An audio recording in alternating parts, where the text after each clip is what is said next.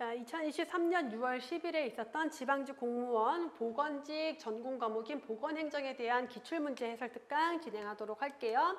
자, 먼저 출제 빈도를 좀 살펴보면은 파트가 그러니까 우리 보건행정 같은 경우는 범위가 굉장히 넓은 과목은 아니에요. 그러다 보니까 각 파트에서 골고루 문제가 출제되고 있다라는 거. 근데 그 중에서도 출제 빈도가 통계적으로 봤을 때 항상 높은 게 사회보장 파트 그리고 정책이랑 조직 인사행정 파트에서의 출제 빈도가 조금 더 높은 경향은 있습니다. 근데 뭐 한 문제가 나오든 5문제가 나오든 우리가 다 중요하게 공부를 해야 되는 내용들이다라는 것에는 차이가 없죠. 자, 넘어가서 문제에 대한 전체적인 평을 조금 드려보면은 보건행정 문제가 난이도가 이렇게 높은 건 아니었어요. 시험 문제에 자주 출제되던 빈출 문제들도 제가 수업 중에서 강조했고 이거는 꼭 나옵니다 했던 내용들 거의 대부분이 출제가 됐는데 한두 문제 같은 경우는 굉장히 지엽적인 내용에서 출제가 돼서 이거 교재에 있는데 요건 안 봤는데 이런 마음이 드는 문제가 한두 문제 정도 있었을 것 같아요. 전체적인 난이도는 어렵지 않았다라는 것 정도, 한 2문제 정도는 여러분들이 아마 풀면서 조금 어렵게 느꼈을 가능성이 있다 정도로 보여집니다. 1번 문제부터 보시면은 사회보장제도 중에서 소득보장이 아닌 것을 묻고 있는데, 자, 요거는 제가 강의 중에 이렇게 항상 표로 만들어서 사회보험이냐, 공공부조냐, 의료보장이냐, 소득보장이냐를 구분해서 굉장히 많이 강조를 해드렸죠. 그래서 볼 때 보시면은 국민연금, 고용보험, 기초생활보장은 모두 뭐예요? 소득을 보장을 하지만 의료급여는 소득이 아니라 의료를 보장하는 공공부조제도다라고 했어요. 그래서 정답은 1번이 되겠고요. 자, 2번 문제 비급여, 선별급여 등을 제외한 연간 본인부담금의 총액이 소득에 따른 기준을 초과한다. 그랬을 때 초과한 그 차액을 공단에서 부담하는 걸 뭐라고 한다? 본인이 부담하는 것에 대해서 상한선을 두고 있다라고 해서 본인부담 상한제라고 했죠. 그래서 이 본인부담 상한제는 목적이 뭐예요? 자, 소득에 따라서 일정 기준을 초과하면은 너무 부담스럽지? 자, 공단에서 보장을 해드릴게요. 해서 본인의 부담 을 줄여주기 위한 제도가 본인부담 상한제라고 했고요. 급여 상한제, 정액수혜제, 본인 일부 부담제. 우선 기본적으로 이 급여 상한제와 정액수혜제가 본인 일부 부담제에 해당이 되는 거죠. 그래서 본인 일부 부담제는 뭐 일정 금액 공제제, 정률제, 급여 상한제, 정액수혜제, 정액부담제 이런 것들을 모두 본인 일부 부담제도라고 했다. 그래서 본인 일부 부담제도는 왜 하는 거예요? 도덕적 해이를 줄이기 위해서, 도덕적 해이로 인해서 의료비가 남용되는 것, 의료비 남용을 줄이기 위해서 하는 게 본인 일부 부담 제도라고 했어요. 하지만 비슷한 이름이지만 본인 부담 상한제는 우리나라의 건강보험 제도 안에서 본인의 부담을 줄여주기 위해서 하는 게 본인 부담 상한제라고 했죠. 그래서 정답은 4번이 되겠고, 본인 부담 상한제는 그래서 과도한 의료비로 인해서 부담이 되는 것을 줄여주기 위해서 시행하는 거다. 자, 가입자의 소득 수준에 따라서 본인 부담금의 상한선을 정해놓고 그걸 초과하면은 돌려준다. 공단에서 돈을 내준다라는 거예요. 자, 포괄수가제에 해당하는 질병군, 자, 우리나라에서 시행하는 포괄수가제에 적용이 되고 있는 질병군은 모두 7개의 질병군이 있다라고 했어요.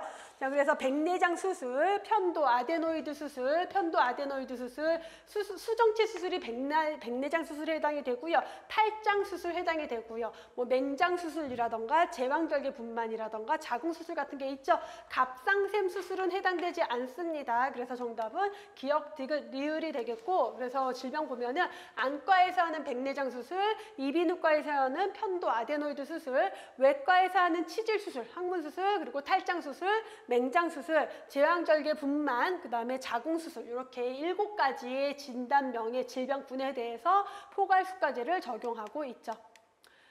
자, 4번 문제 넘어갈게요. 보건사업의 우선순위 결정에 사용되는 BPRS의 구성 요소. 자, 우선순위 결정을 위한 BPR 기법이라고 하면은 우리가 크게 얘를 A 플러스 EB 곱하기 C로 계산을 해서 그 값이 가장 큰 것을 우선순위가 높게 평가를 하게 되는데, 자, A는 뭐예요? 문제의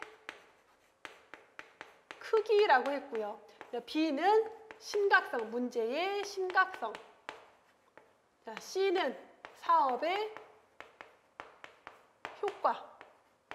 이렇게 세 가지라고 했죠. 그럼 문제의 크기, 건강 문제의 크기, 건강 문제의 심각성, 사업의 개입 효과, 기억, 니은, 리을이 되겠죠. 정답은 3번. 자, 보건복지부 산하 공공기관. 여기 아무래도 틀린 수험생이 좀 있지 않을까 싶은데 우리가 많이 중요하게 봤던 내용이긴 해요. 그 보건복지부에 소속기관이 있고 산하기관이 있다라고 했어요. 거의 시험 문제에 출제되는 건 사실 소속기관이 거의 대부분 출제가 되어 왔고 또는 소관기관이라고 해서 소속과 관련기관이 산하기관을 묶어서 문제로 출제하기도 했었죠. 근데 이번에는 산하공공기관이 아닌 것을 찾는 문제로 좀 헷갈리게 출제가 됐는데 노인인력개발원, 한국사회보장정보원, 한국장애인개발원 모두 보건복지부 산하에 있는 공공기관이고요. 한국보건사회연구원은 보건이라는 말이 들어가 있긴 하지만 국무총리 산하에 있는 연구기관이에요. 그래서 국민의 보건의료, 국민연금, 건강보험, 사회복지, 사회정책과 관련된 문제에 대해서 연구, 분석하는 기관으로 국무총리실 산하의 경제인문사회연구회의 기타 공공기관으로 분류가 되어 있는 게 한국보건사회연구원입니다. 그래서 5번에 옳지 않은 것은 4번이죠. 자, 다음 6번 문제 넘어갈게요. 6번 문제, 로위의 정책 유형 분류도 수업 중에 이건 꼭 나오는 문제입니다. 강조해드렸던 내용 중에 하나였어요.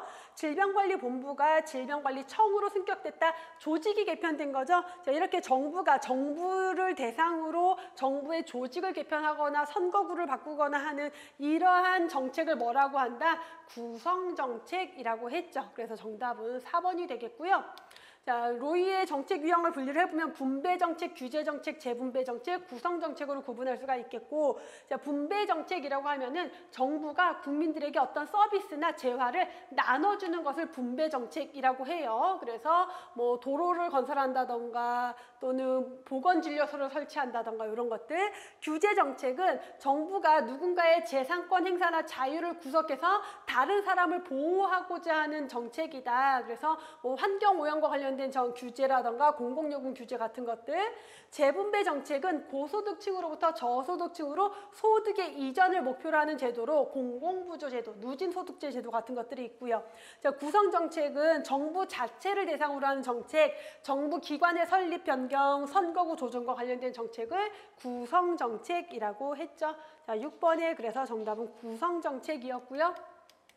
자, 7번 문제 조직구조 묻고 있는데 보건소에 각 부서에서 인원을 차출하여 가칭, 건강증진도시팀을 일정 기간 운영했대요. 여기에서 핵심은 일정 기간 운영했다라는 거예요. 그러면 각 부서에서 사람을 전문가들을 뽑아서 팀을 만들어서 운영하고 얘는 일정 기간 운영한 다음에 다시 해산. 자, 해산을 전제로 운영되는 조직이 뭐다? 프로젝트 조직이다라고 했죠. 그래서 정답은 2번이 되는 거고요. 자, 프로젝트 팀, 프로젝트 조직은 어떤 목표를 달성하기 위해서 각 관련 부서에서 직원들을 파견해서 만드는 임시 조직이다. 해산을 전제로 편성되는 일시적인 조직이 프로젝트 조직이다라고 했죠. 자, 8번 문제에 넘어갑니다.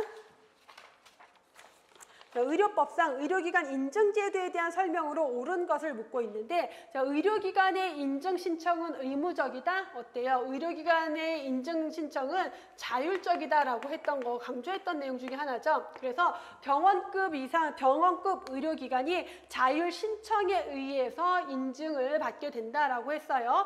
의료기관 인증위원회 위원장은 보건복지부 차관이다. 나 이것까지는 모르겠는데, 그럼 잠깐 내버려 두고 넘어가서 나머지 내용을 볼게요. 인증의 유효기간은 몇 년? 이것도 너무 중요한 거죠. 4년이고 조건부 인증은 1년이다. 그럼 얘도 틀렸네요. 3년이 아니라 4년.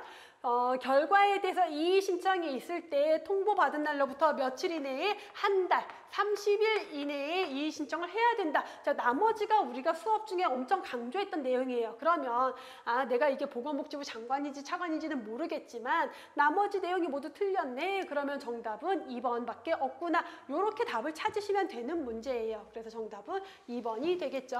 자, 의료기관 인증제도는 보건복지부 주관으로 하고 있고요. 의료기관 인증평가원에서 인증제를 진행을 하고 있고 의료기관의 자율 신청에 의해서 조사 일정을 수립하고 조사가 진행이 된다라고 했어요. 의료법에 따라서 환자의 권리와 안전, 의료 서비스의 질 향상 활동, 의료 서비스 제공 과정과 성과, 인력에 대한 관리 운영, 환자 만족도 요 5가지는 인증 기준에 반드시 포함되어야 할 사항. 이것도 빈출 문제죠. 시험 문제에 많이 나왔고요.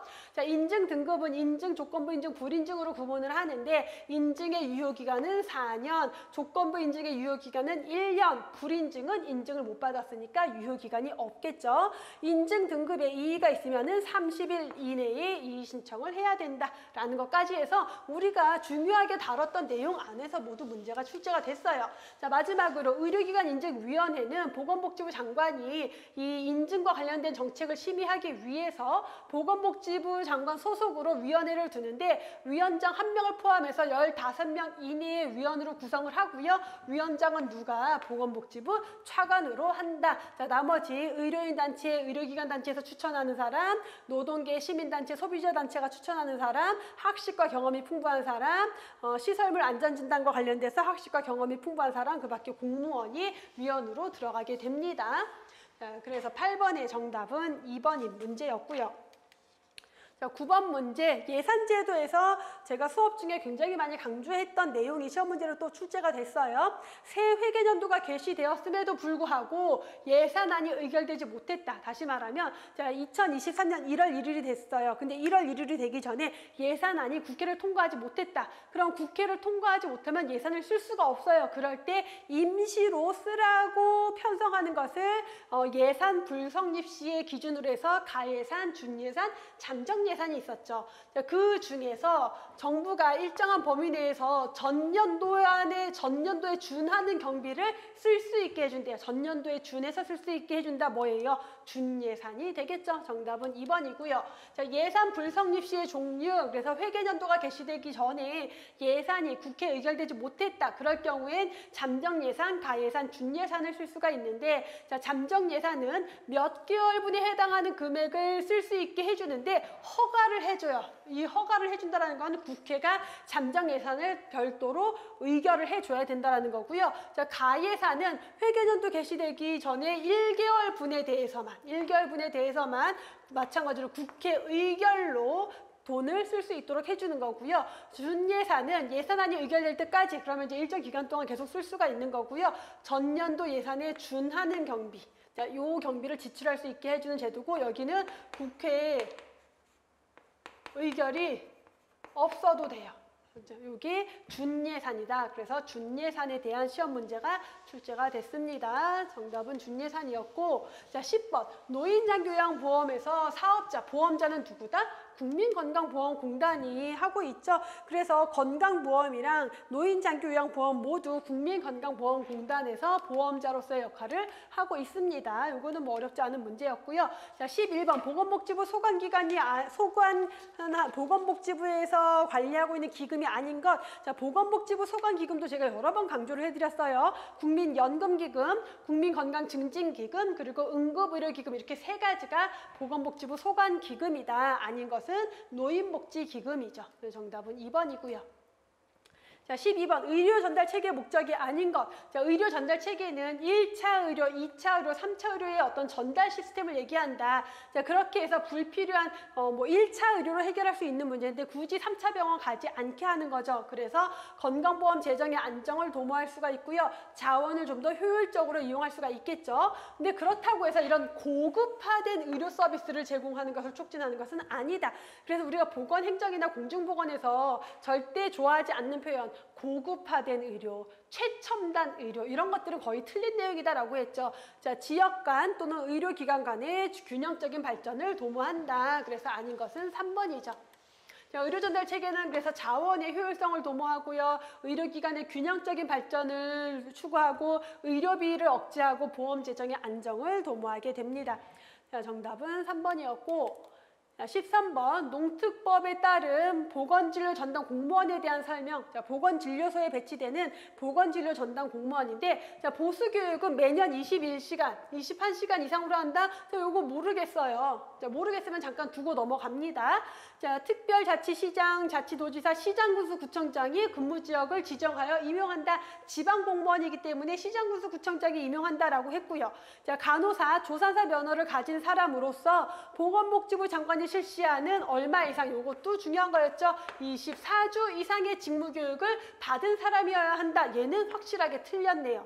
자, 근무지역으로 지정받은 의료취약지역에서 질병, 부상의 악화 방지를 위한 처치 등 경미한 의료행위 외에 이 지역에는 의사가 없고 앞으로도 의사가 배치되지 않을 것으로 보여지기 때문에 간호사나 조산사 면허를 가진 자를 보건진료 전담 공무원으로 배치해서 경미한 의료행위를 할 수 있게 하는 거죠. 자, 그러면 보수교육은 모르겠어. 하지만 직무교육은 24주 이상이니까 얘는 확실히 틀렸네. 그럼 정답은 3번. 이렇게 고르시면 돼요. 그래서 여러분들이 애매하거나 헷갈리는 내용이 있을 때는 항상 확실한 내용 안에서 답을 찾으셔야 합니다.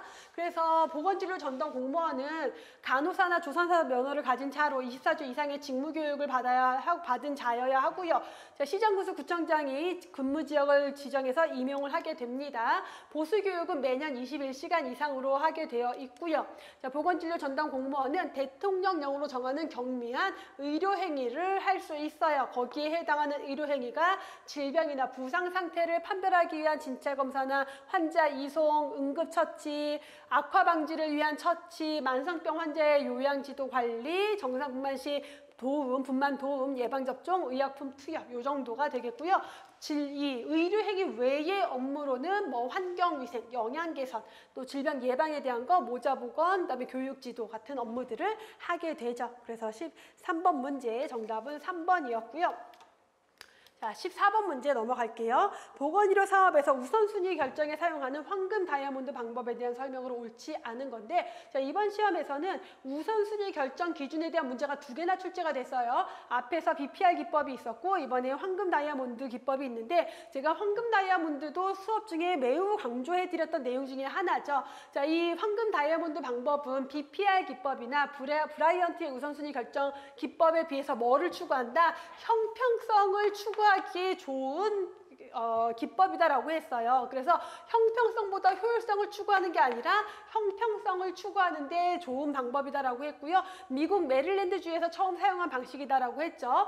척도의 측정을 3전 척도로 한다. 어떻게? 다른 지역이랑 우리 지역을 비교했을 때 우리 지역이 더 좋으냐, 비슷하냐, 나쁘냐, 또는 과거랑 비교했을 때 과거보다 좋아졌느냐, 비슷하냐, 나빠졌느냐, 이렇게 3점 척도를 이용을 하게 되고요. 자치단체별로 건강지표 확보가 가능하고 과거 추세를 알 수 있을 때 적합한 게 황금 다이아몬드 기법이었죠. 그래서 정답은 1번이 되겠고, 황금 다이아몬드 기법은 이렇게 메릴랜드주에서 보건지표의 상대적 크기 변화의 경향을 이용해서 우선순위를 결정한 기법으로, 지역 전체랑 우리 지역을 비교했을 때 우리 지역이 좋으냐, 같으냐, 나쁘냐, 또는 과거랑 비교했을 때 과거보다 좋아졌느냐, 비슷하냐, 나쁘냐, 이렇게 비교를 한다라고 했어요.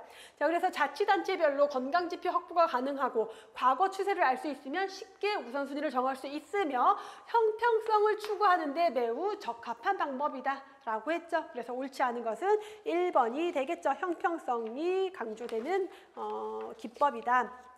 자, 15번 문제에 넘어가서 임파워먼트 리더십의 주요 개념을 묻고 있는데, 자, 임파워먼트라는 것 자체가 뭐예요? 얘가 권한을 위임한다라는 뜻이죠. 권한 위임. 그러니까 핵심적인 권한을 공유한다. 누구와? 부하 직원에게 권한을 위임한다라는 거고요. 자, 업적에 따라서 보상을 한다라고 하는 것은 거래적 리더십이 되겠고, 섬김과 솔선수범을 강조하고 있는 것은 서번트 리더십. 섬김 리더십이 되겠죠. 그래서 정답은 니은이 되겠죠. 정답은 2번. 그래서 임파워먼트라고 하는 거, 업무와 관련된 자율권을 구성원들에게 보장을 한다. 임파워먼트 리더십의 핵심은 뭐다? 권한의 공유와 혁신이다. 그래서 권한을 실무자에게 넘겨주는 것, 이양하는 것, 권력의 분산화가 이 임파워먼트 리더십의 핵심이다 라고 했죠.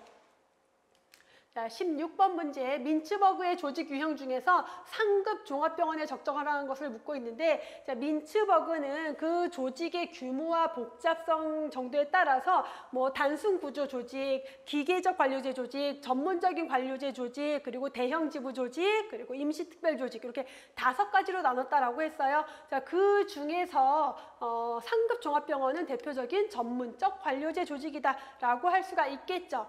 그래서 민츠버그의 조직 유형을 보면은 조직 구조가 단순하고 소규모면서 유동성이 강한 조직을 단순 구조 조직이라고 해서 자동차 딜러 조직을 예시로 제시를 했고요.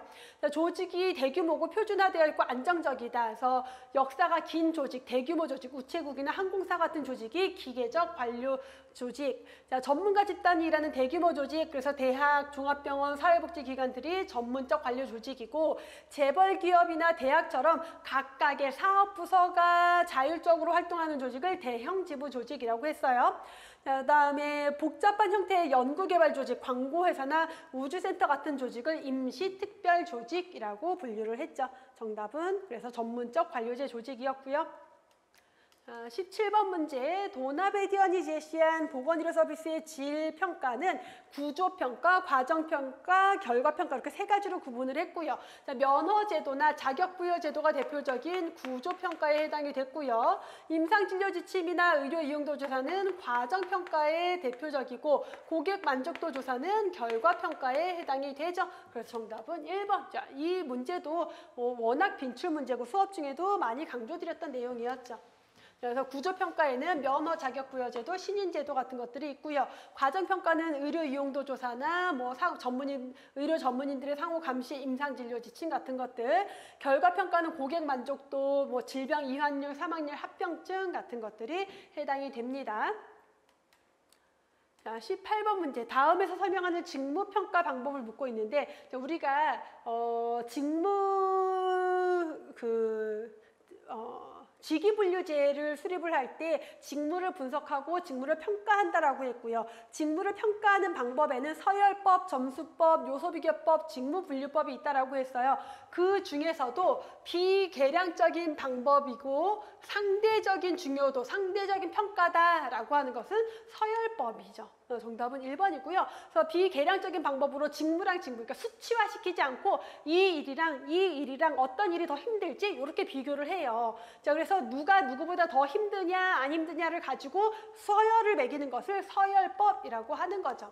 자, 요거 간단하게 정리를 좀 해보면은 직무평가 방법은 크게 비계량적이냐 계량적이냐. 비계량적인 것은 수치화시키지 않는 것, 계량적인 것은 어떤 수치화시키는 것을 계량적이다라고 했어요. 자, 비계량적인 방법에는 서열법과 분류법이 있는데, 자, 서열법은 직무를 비교를 해서 누가 더 상대적으로 중요도와 난이도가 높은 일이냐 낮은 일이냐라고 하는 상대평가에 해당이 된다. 다음 분류법은 직무랑 직무를 비교하는 게 아니라 분류 등급 기준표가 있어요. 각각의 직무를 얘랑 비교를 해서 얘보다 힘든 일이, 얘보다 중요도 난이도가 높으냐 낮으냐라고 하는 절대평가에 해당이 돼요. 그래서 보통은 정부기관에서 많이 사용하는 방법이 분류법이고요. 자, 그다음 계량적인 방법, 수치화시키는 방법에도 점수법과 요소비교법이 있는데, 자, 점수법은 절대평가예요. 자, 구성 요소마다 점수, 그래서 뭐 대학 졸업이면 몇 점, 대학원 졸업이면 몇 점, 그 다음에 뭐는 몇 점, 이런 식으로 점수를 매긴 다음에 점수를 가지고서는 직무를 평가하는 게 점수법이에요. 그래서 계량적이면서 절대평가고요. 요소비교법은 계량적이면서 상대평가예요. 자, 직무랑 기준이 있어요. 직무 기준의 평가 요소가 있어서 얘랑 직무 기준 평가 요소랑 직무를 비교를 해서 상대적으로 더 어려운 일, 상대적으로 더 쉬운 일, 이런 식으로 점수를 부여를 하는 것. 그래서 평가 요소별로 계량적으로 평가를 하는 계량적인 방법이고, 직무랑 직무를 비교한다. 그래서 상대 평가에 해당이 된다라고 했죠. 자, 그래서 18번은 서열법에 대한 문제였습니다. 아마 요 내용까지 꼼꼼하게 공부하지 않으신 분들은 이게 조금 어렵지 않았을까라고 생각이 들어요. 자, 근데 최근 들어서 이 서열법, 분류법, 점수법, 요소비교법의 출제 빈도가 조금씩 높아지고 있기 때문에 제가 수업 중에도 좀 강조를 해드렸었죠. 자, 넘어가서 19번 문제. 서치만의 보건서 사업 평가 항목도 워낙 빈출 그리고 수업 중에도 많이 강조했던 내용이죠. 자, 서치만은 보건사업의 평가 항목으로 5가지를 제시를 했습니다. 자, 업무량, 노력 평가가 있었고요. 성과 평가, 성과의 충족량, 그리고 효율성, 업무 진행 과정 이렇게 5가지로 나눴는데 자, 그중에서 금연 사업을 통해서 흡연율이 얼마나 감소됐느냐, 그 다음에 결핵 관리 사업을 통해서 결핵 환자 발견 건수가 몇 건이었냐, 자, 이런 것들을 보는 것은 결국은 금연 사업의 효과, 결핵 관리 사업의 효과를 보는 것이기 때문에 성과에 대한 평가다라고 볼 수가 있겠죠. 그래서 서치만은 업무량, 노력에 대해서 업무량, 노력을 평가한다는 것은 실제 우리가 사업한 활동량, 사업의 양을 의미하는 거고요. 성과는 그 사업, 노력으로 나타난 결과물이다. 성과의 충족량은 이 성과가 수요를 충족시켜줄 만큼 충분하냐. 마지막 효율성이라고 하는 것은 투입 대비 산출의 개념. 그래서 투입된 인력, 예산, 시간을 고려했을 때 성과가 충분하냐라는 거고, 업무 진행 과정은 실제 사업이 진행되는 과정을 분석해서 사업의 성공, 실패에 대한 요인을 분석하는 것이다 라고 했죠. 그래서 정답은 성과에 대한 평가였고요. 자, 마지막 문제 20번 문제에서 의사결정에 활용할 수 있는 명목 집단 기법 NGT법에 대한 설명으로 옳은 것을 묻고 있는데, 자, NGT법은 문서화된 브레인스토밍이라고 해서 어떤 문서를 통해서 의견을 제시하고 거기에 대해서 제한된 토론을 한 다음에 표결을 통해서 의견을 채택하는 게 NGT라고 했어요. 그래서 대화 없이 해결 방안을 제시한다. 문서로 해결 방안을 제시한 다음에 제한적인 토의를 한 다음에 표결을 하는 게 NGT에 대한 기본적인 설명이죠. 자, 전체 자료를 몇 개 소집단으로 분류하고 예측한다. 사실 전체 자료라기보다는 전체 교육 대상을 소집단으로 분류해서 집단별로 토론을 하는 게 버즈 세션이라는 방법이 있었고요. 작업 계획과 실제 작업량의 일정 시간을 표현한다. 이거는 뭐냐면 PERT 얘기하는 거죠. 프로그램 평가 검토 기법. 그래서 어떤 방대한 보건사업의 작업량, 그 다음에 시간 이런 것들을 계산해서 도표로 만드는 거. 종합된 결과를 전달 회수해서 의견 일치를 볼 때까지 반복하는 건 뭐예요? 델파이 기법에 대한 설명이죠. 그래서 정답은 4번이 되겠고, 자, NGT에 대한 거 간단하게 보면은 어떤 문제에 대해서 개별적으로 해결 방안을 구상하고 제한된 집단 토론만 한다. 그래서 어떻게 내가 의견을 문서 쪽지에다 이렇게 갖고 제안을 한 다음에 그거에 대해서 제한된 토론을 하고 표결을 통해서 의사결정을 하는 게 명목 집단 기법 NGT법이라고 했죠. 자, 여기까지 해서 보건행정 20문제를 모두 풀어봤습니다. 그래서 그동안 여러분들 오랜 시간 공부하느라 고생하셨고, 자, 이번 시험에서 시험을 보신 모든 수험생들이 좋은 성적을 얻고 합격할 수 있기를 진심으로 바라고요. 자, 앞으로의 시험을 준비하시는 분들은 이렇게 기출문제에 대한 반복적인 공부를 통해서 다음 시험에 대한 철저한 준비를 할 수 있기를 바라겠습니다. 자, 여기까지 해서 기출문제 해설 특강을 마무리하도록 하겠습니다. 수고하셨습니다.